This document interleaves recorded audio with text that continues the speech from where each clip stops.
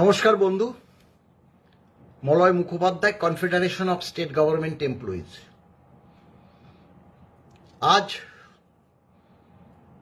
রাজ্যের আপামর সরকারি কর্মচারী তারা তাকিয়েছিল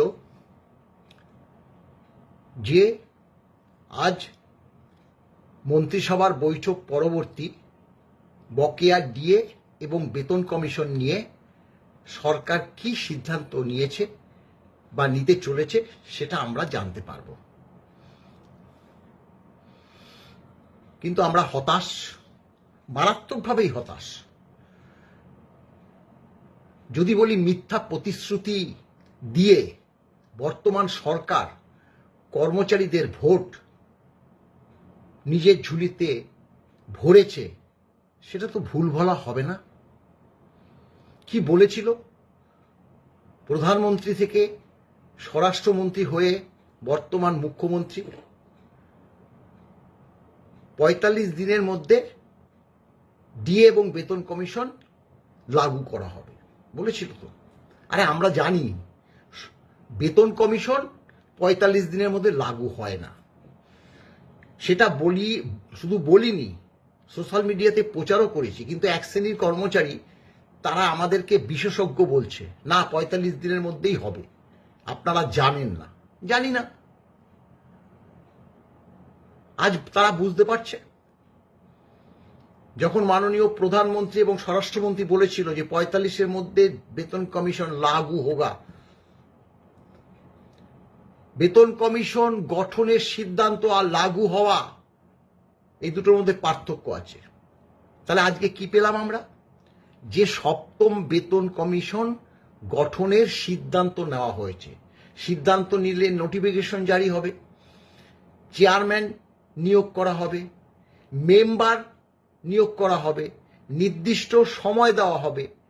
তার মধ্যে যে সকল কর্মচারী সংগঠনগুলো আছে তাদের মেমোরেন্ডাম জমা নেবে, শুনানি হবে, তারপরে বেতন কমিশন লাগু হবে। সেটা কিন্তু ওই যে কেন্দ্রীয় সরকার যে বেতন কমিশন অলরেডি বসিয়ে দিয়েছে, তারা যেভাবে ফিটম্যান ফ্যাক্টর নির্দিষ্ট করবে সেই ফ্যাক্টরেই কিন্তু আমাদের বেতন কমিশনের নয়া বেতন হবে।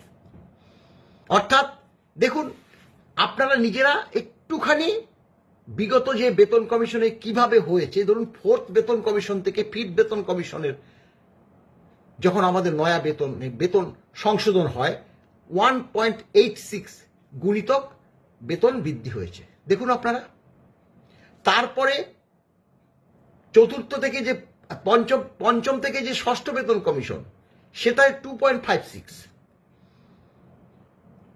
গুণিতক, অর্থাৎ ফিটম্যান ফ্যাক্টর সেটা হয়েছে। এবং এই যে বর্তমান আমাদের যেটা সেভেন্থ, সেটা কেন্দ্রীয় সরকারের অষ্টম। সেটা বারবার অনেকেই জানে যে আমাদের একটা পে কমিটি হয়েছিল 60 সালে, তারপরে 71 থেকে প্রথম, দ্বিতীয়, তৃতীয় করে আজকে ষষ্ঠ এবং সেটা সপ্তমে প্রবেশ করবে। সেখানে 3.83 ফিটম্যান ফ্যাক্টর দাবি করেছে জয়েন্ট কনসালটেটিভ যে কমিটি, বলবো না, মানে ওইটা জয়েন্ট কনসালটেটিভ, তোমার ওই যাই হোক, জেসিএম যাকে বলা হয়, মেশিনারি, জেসিএম, জয়েন্ট কনসালটেটিভ মেশিনারি, তারা বার্গেনিং করছে এই অষ্টম বেতন কমিশনের যে চেয়ারম্যানের সঙ্গে। ফিটম্যান ফ্যাক্টর সেটা 3.83 হবে কি যা হবে, যেটুকুই হোক, সেটাই কিন্তু আমাদের হবে। তাহলে সেখানে কি হলো না, সিদ্ধান্ত নিয়েছে বেতন কমিশন, সপ্তম বেতন কমিশন গঠন করা হবে। বড় একটা কাজ করেছে, বাপরে বাপ। তারা জানে না যে সপ্তম বেতন কমিশন তৈরি হতে গেলে ষষ্ঠ বেতন কমিশনের যে পুরো ডিএটা, সেটা আগে দিতে হবে। আমাদের 18% বা 5 কিস্তি দিয়ে, কেন্দ্রীয় সরকারের 20 কিস্তি দিয়ে বা 60%, অর্থাৎ কমপ্লিট হয়ে গেছে। তাহলে এই যে 60% ডিএটা তো আমাদের আগে দিতে হবে। আমাদের 42% ডিএ বাকি, 4% ডিএ এর আগে বিগত যে মুখ্যমন্ত্রী বিধানসভায় দাঁড়িয়ে বাজেটের দিন 5 তারিখে ডিক্লেয়ার করেছিল 4% ডিএ এপ্রিল থেকে দেবে, দেয়নি। মে হয়ে গেল, দেয়নি। নতুন সরকার চলে এসছে, তারা সেটা ঘোষণা করতে পারতো না। যে বিগত দিনে যে 4% বিধানসভায় দাঁড়িয়ে ঘোষণা করেছিল এর আগের মুখ্যমন্ত্রী, আরে বাবা সরকারটা তোর কন্টিনিউ প্রসেস, যেটা করেছে সেটা দেয়নি বা দিতে পারেনি, সেটা তো দিতে হবে। এই 4% জায়গায় আমরা তো ভেবেছিলাম আরো 4% যোগ করে 8% দিয়ে এপ্রিল থেকে আমরা পাবো, এবং সেটাই তো দেওয়া উচিত ছিল। 8% তো দূরস্থ, 4% ডিএটাও আজকে ঘোষণা করলো না। এবার দ্বিতীয় প্রশ্নে আসি। মাননীয় মুখ্যমন্ত্রী তিনি পঞ্চম বেতন কমিশনের যে ডিএ মামলা সম্বন্ধে মারাত্মকভাবে ওয়াকিবহাল, এর মধ্যে কোনো কিন্তু নেই, কর্মচারী সমাজ জানে। বিস্তারিত ব্যাখ্যায় আমি যাব না। সর্বোচ্চ আদালত রায় দিয়েছে 1/4 থেকে 31/12/2019 সব বকেয়া দিয়ে দেবে। বিগত সরকার কিছুতেই ডিএ দিচ্ছিল না, আমরা তাদের কাছ থেকে যে খুব সহজে ডিএ পাবো সেটা হয়তো সর্বোচ্চ আদালতও বুঝতে পেরেছিল, তাই তারা একটা 4 সদস্যের কমিটি গঠন করে দিয়েছিল, যার মাথায় ছিল ইন্দু মালহোত্রা কমিটি। কিন্তু আমরা লক্ষ্য করলাম ইন্দু মালহোত্রা কমিটি কিছুই করেনি, এক কথায় কিছুই করেনি। কারণ যে নির্দেশটা সর্বোচ্চ আদালত দিয়েছিল সেটা মানেনি তো। তারা 16 থেকে 19 4 বছর ধরে 4 বছরের ডিএটা ক্যালকুলেশন করে দেবে বলেছে। ক্যালকুলেশন করে সেটা 50% জায়গায় 25%, 54 সঙ্গে যখন ডিউজ হয়েছে 25%, কখনো 29%, কখনো 15%, মানে 43 থেকে 45%, যেখানে 100% দেওয়ার কথা ছিল ডিএটা এক শ্রেণীর কর্মচারীদের দিয়েছে। খোদ রাজ্য সরকারি কর্মচারীদের দিয়েছে 2রা এপ্রিল।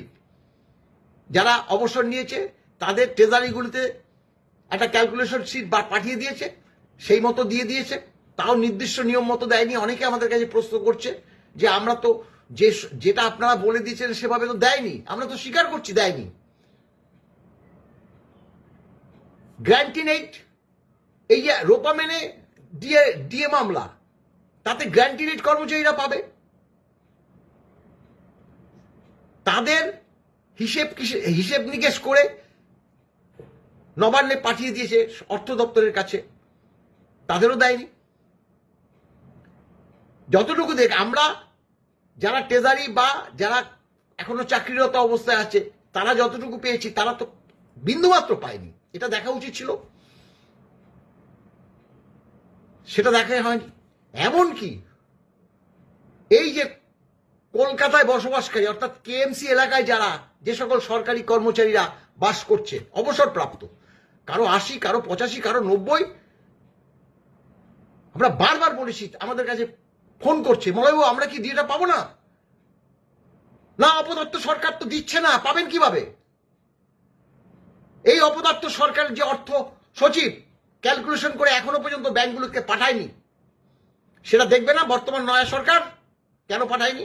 আমি তো বারবার আমরা আমাদের কনফেডারেশন থেকে আমরা চিঠি দিয়েছি যে আপনারা ক্যালকুলেশন করে ব্যাংকগুলোকে পাঠান, তারা পায়নি।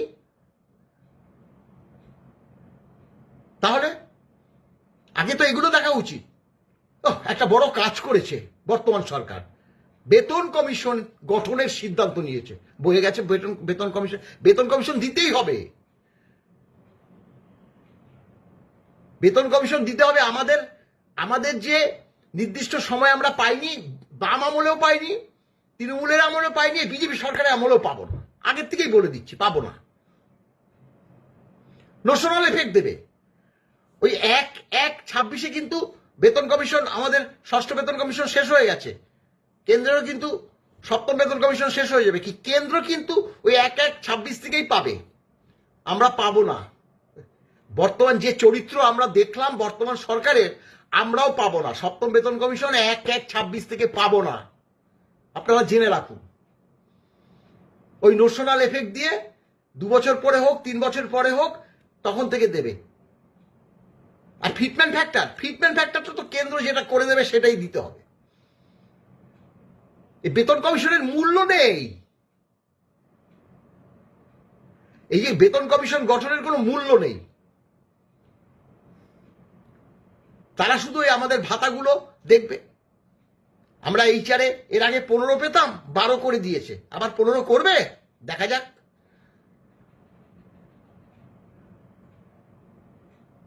এই তো চলছে, কিন্তু এটা অন্যায় হয়েছে। বর্তমান সরকার সামগ্রিকভাবে কর্মচারী সমাজ কিন্তু মারাত্মকভাবে খেপে গেছে।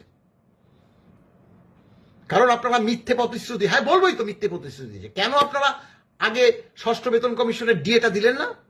4% ডিএটা কেন ঘোষণা করলেন না? আজকেই তো ডিএটা ঘোষণা করার কথা ছিল, কথা উচিত ছিল। মানে পয়সার দিকে সবাই সমান নাকি? 4% যদি ঘোষণা করি তাহলে তো মে মাসে 4% ডিএটা দিতে হবে, আমাদের তহবিল ফাঁকা হবে, তাই তো? তাহলে তা আপনাদের কাছ থেকে আমরা কি আশা করব? কর্মচারীদের ক্ষোভটা উপলব্ধি করুন। আজকে আপনি সময় পাননি মাননীয় মুখ্যমন্ত্রী দুটো কথা এসে সাংবাদিকদের সামনে আমাদের উদ্দেশ্যে বলার। আপনি আপনার সহকর্মী একজনকে পাঠিয়েছেন সাংবাদিক বৈঠকে। আপনার এত কাজ যে কর্মচারী সমাজের কাছে আজকে উপস্থিত হয়ে 2-4 কথা বলার সাহস হয়তো দেখাতে পারলেন না, কারণ আপনি মিথ্যে কথা বলেছেন।